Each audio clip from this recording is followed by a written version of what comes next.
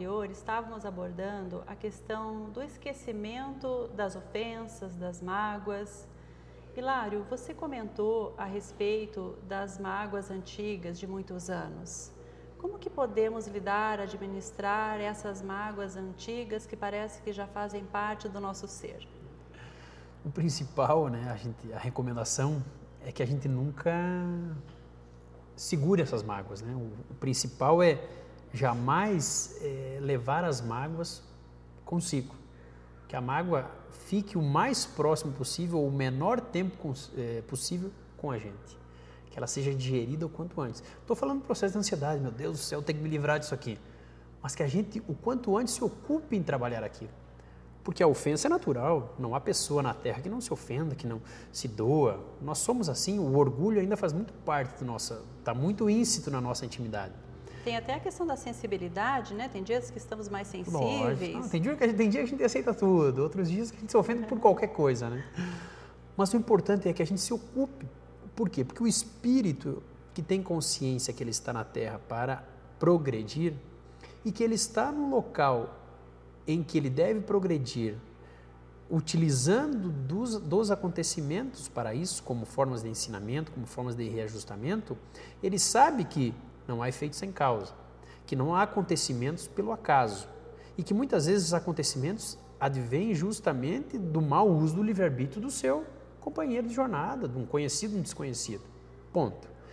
Isso aconteceu? A gente, primeiro, é o orgulho que nos inflama, né?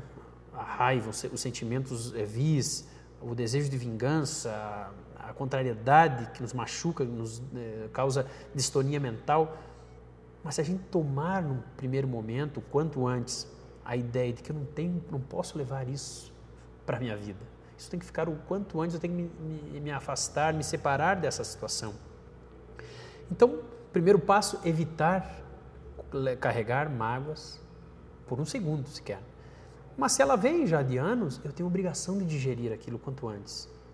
Porque se eu tenho uma visão que eu sou espírito e que eu vou desencarnar e que a atual encarnação servirá como estágio de aprendizado e será levada em conta para as próximas reencarnações, o quanto antes eu tenho que me ocupar de me livrar disso, de me entender com o algoz, com a pessoa que a gente entrou em contenda.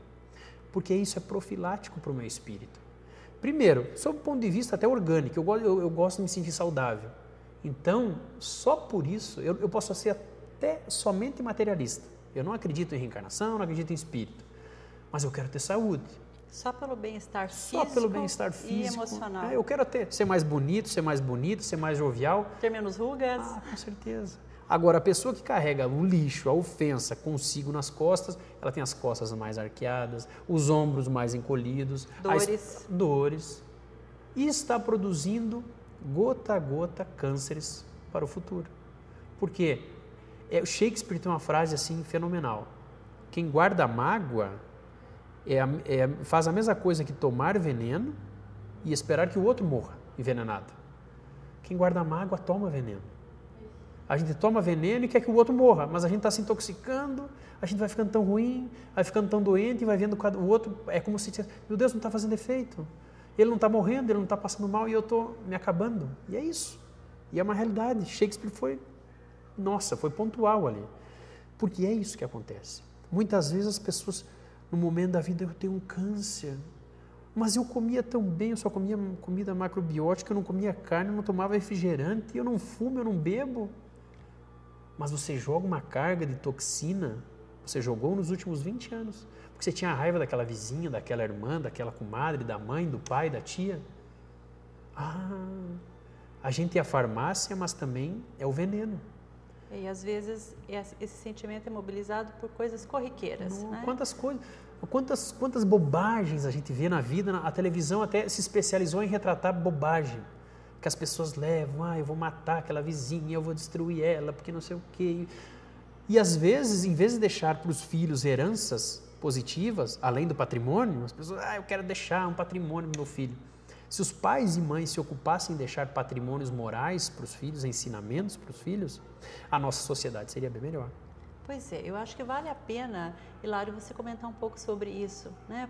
Que herança que estamos deixando para os nossos filhos em relação a esse cuidado dos sentimentos, de perdoar as ofensas, para trazer realmente o Cristo dessa forma dinâmica para a educação dos filhos, através de atitudes?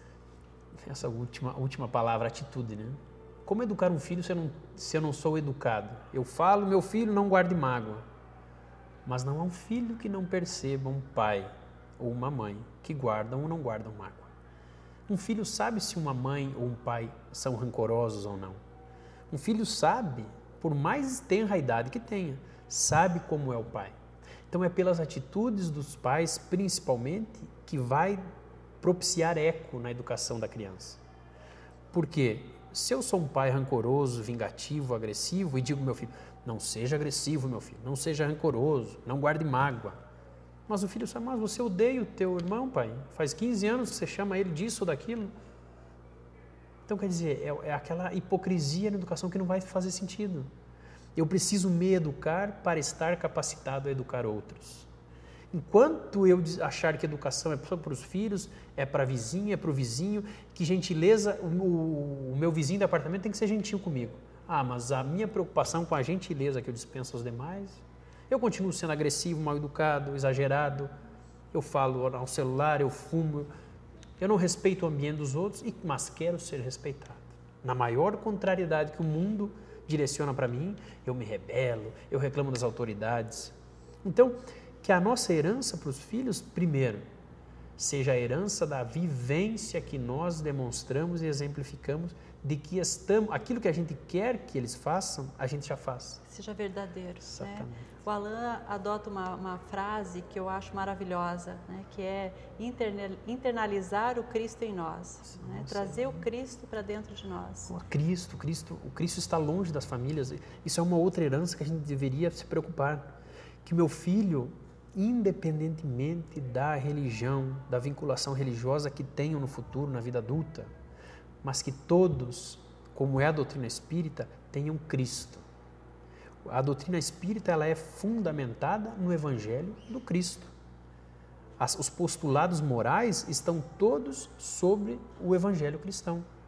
Então, quer dizer, Cristo vem em todo momento à tona como modelo e guia da humanidade, deixando um processo educacional para a humanidade demonstrado e vivenciado. Cristo viveu e demonstrou que era possível fazer tudo o que ele falava. Ele não simplesmente façam isso, isso e aquilo. Ele vivia aquilo. Então ninguém ousou até hoje na humanidade dizer que Cristo falava da boca para fora. Cristo fazia. E as suas atitudes sempre falaram mais do que suas próprias palavras. Então quer dizer, que herança queremos deixar para os filhos? Que sejam filhos da paz, que sejam filhos preocupados com o bem, com a gratidão, com a retidão, com a honestidade? Primeiro a gente tem a pergunta, somos pais e mães já assim? Para educá-los assim? Porque nós cedo ou tarde, a sociedade onde nós reencarnaremos serão sociedades construídas e realizadas pelos nossos filhos.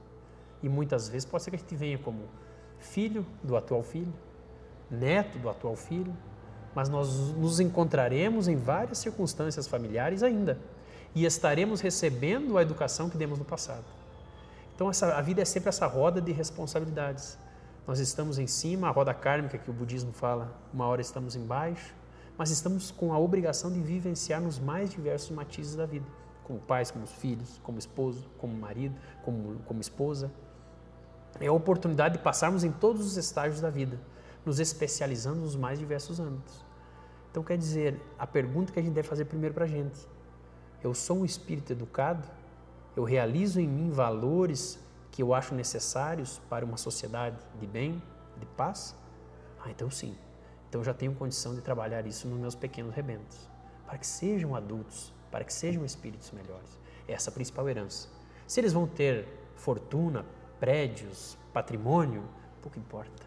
Eles têm que ser homens e mulheres de bem. Isso é o principal. Porque são espíritos. E reencarnarão, desencarnarão nas mais diversas condições. Na riqueza, na pobreza, na beleza. Porque eles precisam de experiências assim como nós. Hilário, estamos então chegando aí ao final desse programa.